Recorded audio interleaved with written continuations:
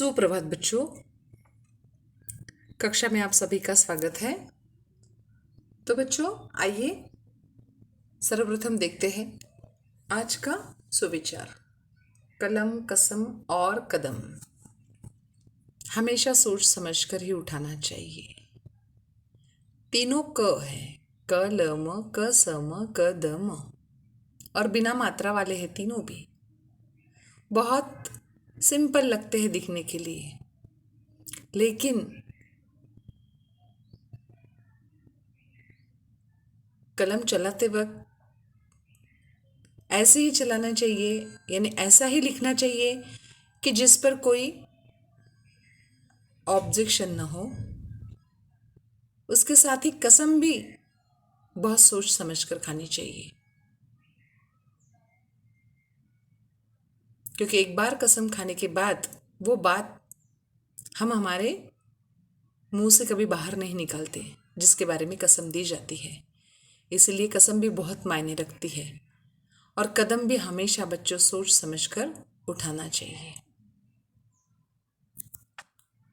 तो चलिए चलते हैं आज के हमारे पाठ की तरफ। आज का हमारा जो पाठ है वह पुनरावर्तन 2 का पंचमाक्षर है। आज हम पंचमाक्षर क्या है ये जानने वाले हैं। पंचमाक्षर आज हम सीखने वाले हैं। पंचमाक्षर की ये जो बिंदी होती है, इनकी आवाज अलग अलग आवाज कब आती है और इनको कहाँ लगाया जाता है। सर्वप्रथम तो ये बच्चों की पंचमाक्षर किसे कहते हैं, पंचमाक्षर क्या है, ये आपको पता होना चाहिए। बहुत से लोग ऐसे होते हैं जिन्हें पंचमाक्षर क्या है ये समझ में नहीं आता है, और आया तो भी उसका उच्चारण ठीक से नहीं आता है। तो बच्चों ये जो हमारा वर्गीय व्यंजन है उसका 5वां वर्ण ही पंचमाक्षर कहलाता है।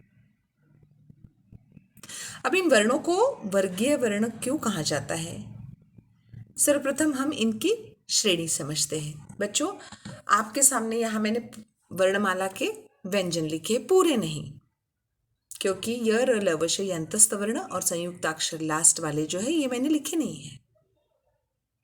क वर्ग, च वर्ग, ट वर्ग, त वर्ग, प वर्ग, इतने ही खाली आपके सामने लिखे हैं।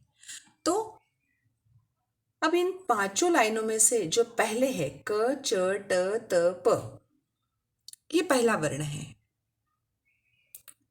अब इसे हम क वर्ग कहते हैं कि क वर्ग की श्रेणी में आते हैं क, ख, ग, घ, अंग। च वर्ग की श्रेणी में आते हैं च, छ, ज, झ, ञ। ट वर्ग की श्रेणी में आते हैं ट, ठ, ड, ढ, ण। और त वर्ग की श्रेणी में आते हैं त, थ, द, ध, न। प वर्ग की श्रेणी में आते हैं प, फ, ब, भ, म। ये बात तो आपको बिल्कुल पता है, मैं जानती हूँ, है ना। तो ये जो है ये पहला वर्ण हो गया, ये पहली लाइन हो गई। अब द्वितीय वर्ण कौन सा है, तो द्वितीय वर्ण है ख, छ, ठ, थ, फ।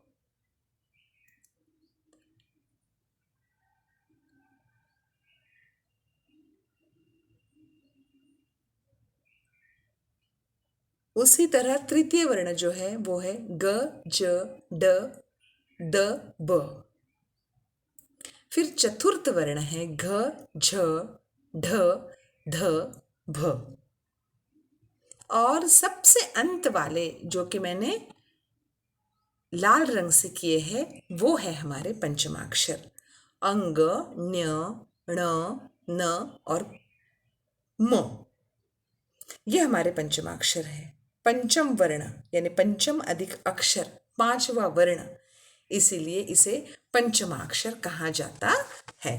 तो ये तो आपको समझ में आया ना बच्चों कि किसे पंचमाक्षर कहा जाता है। अब हमें ये देखना है कि इनको कहाँ और कैसे लगाया जाता है। बच्चों जैसे कि अंग की मात्रा होती है, ऊपर बिंदी लगती है, आपको ये पता है अंग, और ऊपर बिंदी होती है, तो जैसे हम उसका उच्चारण करते हैं तो अंग की आवाज आती है। जैसे मैंने अगर कहा कंगा, पतंग, तो मैंने या कोई हिंदी टीचर जिसने भी आपको सिखाया है फर्स्ट सेकंड में, तो हम आपको बताते हैं कि बच्चों जहाँ हम प्रेशर देते हैं कंगा पतंग, अनुस्वार अक्सर वहाँ लगता है और हमें समझ में आता है।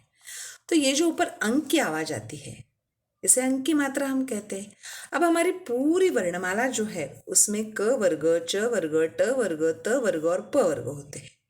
अब ये सारे व्यंजन होते हैं और इनके अलावा इनके और भी व्यंजन होते हैं जिन्हें हम अंतस्थ व्यंजन और संयुक्त व्यंजन कहते हैं।